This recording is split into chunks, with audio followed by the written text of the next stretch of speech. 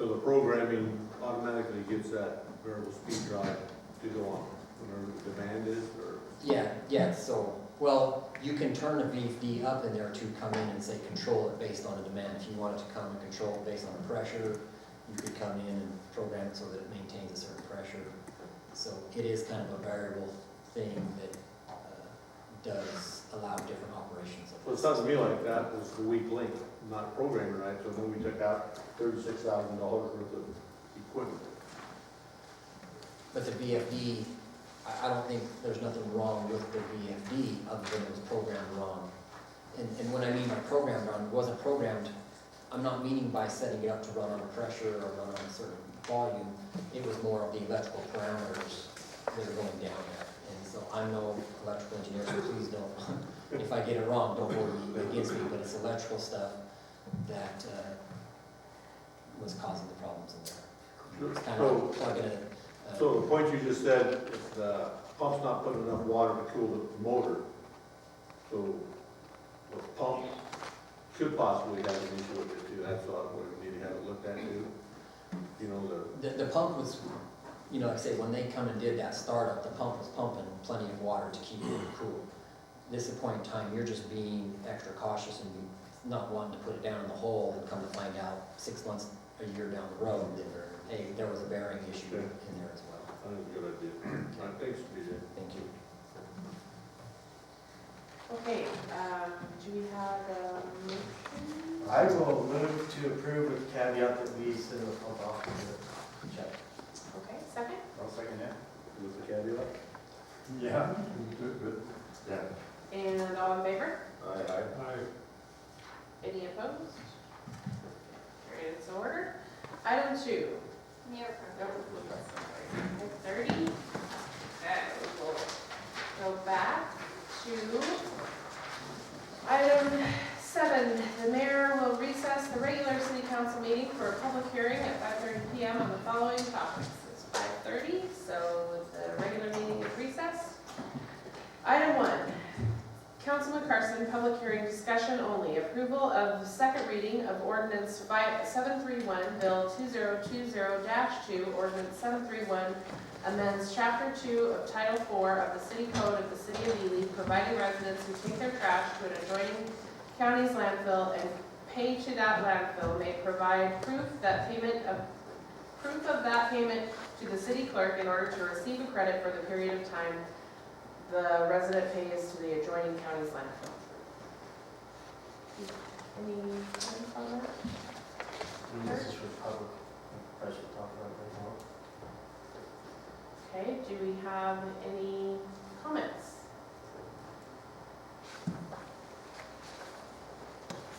No?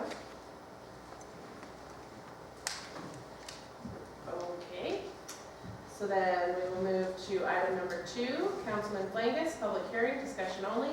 Approval of second reading of ordinance 727, Bill 2020-3, ordinance 727 amends Chapter 5, Title 2 of the City Code of the City of Ely, clarifying the Regional Planning Commission's lack of authority to dispose of government property, defining appropriate governing body, specifying appeal procedure.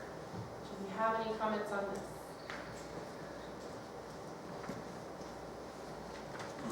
Thank you, Madam Chairman.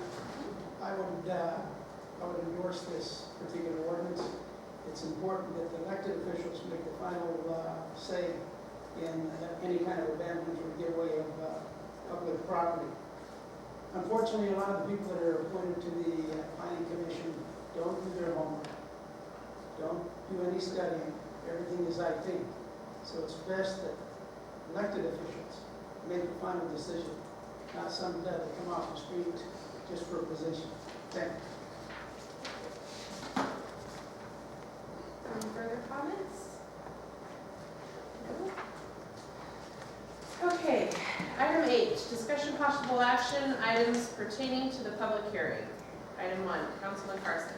Discussion for possible action, approval of the second reading of ordinance 731, Bill 2020-2, ordinance 731 amends Chapter 2 of Title 4 of the City Code of the City of Ely, providing residents who take their trash to an adjoining county's landfill and pay to that landfill may provide proof of that payment to the city clerk in order to receive a credit for the period of time the resident pays to the adjoining county's landfill. Now you're up. I'll move to approve. Okay, do we have a second? Okay, thanks, Ernie. All in favor? Any opposed? Carried and so ordered. Item 2, Councilman Plingus. Discussion for possible action, approval of second reading of ordinance 727, Bill 2020-3. Ordinance 727 amends Chapter 5, Title 2 of the City Code of the City of Ely, clarifying the Regional Planning Commission's lack of authority to dispose of government property, defining appropriate governing body, specifying appeal procedure. I recommend approval. Okay, do we have a motion? Yes, I'll make that motion. Okay, and do we have a second? I'll second. And all in favor? Aye. Any opposed? Okay, carried and so ordered. We will be back to item 10, 2. Councilman Carson, discussion for possible action, approval to temporarily suspend the acceptance of paper and plastic at the Regional Landfill Recycling Center due to current market conditions. The recycling center will continue to accept aluminum and tin cans. Okay, and a second? One second. And is there any discussion? Well, I would just like to say this did go in front of the utility board this morning. They recommended approval, and, you know, it's not that I'm against recycling, but we just really took a beating on just shipping the plastic out. I think, did we save that plastic out for like 3 years? Yeah. And it takes a lot of time to sort it all out, maybe 6 hours a week, and you got $100 and some bucks for it. $105.36. So it's just not feasible at this time. So, Okay. yeah, just, That is too bad. Okay, so we have a motion and a second. All in favor? And any opposed? Okay, carried and so ordered. Item 11. Items for discussion, possible action only of the Ely City Council. A, consent agenda. So we have minutes and bills. Minutes and bills. Do we have a motion? I'll make the motion to accept the minutes and bills for February 13th and February 27th. Okay, do we have a second? I'll second. And do we have any discussion on this? Okay, and all in favor? Aye. Any opposed? Okay, carried and so ordered. Item B, new business. Mayor Robertson, Rachel Schlick, RDSBC representative, discussion only. Review of Rural Desert Southwest Brownfield Coalition, progress in White Pine County, including projects within the city of Ely. Hello, Madam Chairman and Honorable Council. Thank you very much for having us here. Rachel Schlick is out with Rachel Kistler at the moment, finishing some sampling for another project. We try to do a lot of things at the same time. I have a copy of the presentation here to make it easier than trying to look on the board. Everybody has a copy. Okay, good. So we have, let me run. Anyway, we are here to discuss the Brownfields program, and essentially what this is the city of Ely within White Pine County is a beneficiary of a lot of the funding that's come out of this program, especially recently. White Pine County was one of the founding members of the Rural Desert Southwest Brownfields program, the coalition, that started back in 2011, and since then has been nationally recognized as a leader in addressing rural brownfields issues. So basically what a brownfield is a contaminated property or a property that's perceived to be contaminated that might need a little help getting redeveloped. So the purpose of this program is especially aimed at commercial and industrial properties that may have an environmental challenge to help overcome that challenge. Companies that are willing to participate in the program, as long as they get a phase 1 environmental site assessment, which is basically a desktop study that says, yes, there's some potential for contamination, or no, it's not really founded. As long as they participate in that first one before they acquire the property, they're eligible for supplemental funding that can help identify asbestos issues, it does lead-based paint, underground storage tanks, all that kind of thing. And they can also help them find funding if traditional loans are not available through the RDSBC's revolving loan fund program. Most recently, one of the beneficiaries of this program was the Centennial Fine Arts Building. They actually got a grant because a certain portion of this program can be used for grant dollars for nonprofits. And in this case, that particular property has qualified and they're moving forward with taking advantage of getting some of the asbestos removal done in that building. Okay, I was trying to keep this short, so if anybody has any questions on some of the backup material and some of the sites that have been addressed so far, or assessed so far, if there's any questions I can answer. And in the meantime, Mr. Arnold Knightley stepped out, but Nye County did send a representative. He's at the governor's, he's trying to see the governor's announcement this afternoon, but Nye County's been a tremendous supporter of this entire program. They manage the grant on behalf of the entire coalition so that we don't have to have 5 or 6 different entities managing 5 or 6 different grants. It makes it much more cost effective and efficient. But Lorena Dellinger, who is the assistant county manager, has been a huge asset to the program. She manages and administers the program. Arnold Knightley is the public information officer, so you can see a lot of the work on this program on Facebook and the website for the RDSBC. And then John Klinke, who's also an employee of Nye County, reviews every technical document before it goes to EPA.